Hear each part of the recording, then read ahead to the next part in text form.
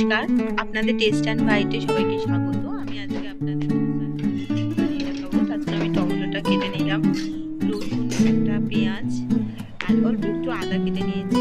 কড়াইটা বসিয়ে তেলের মধ্যে শুকনো লঙ্কা দিয়ে দিলাম।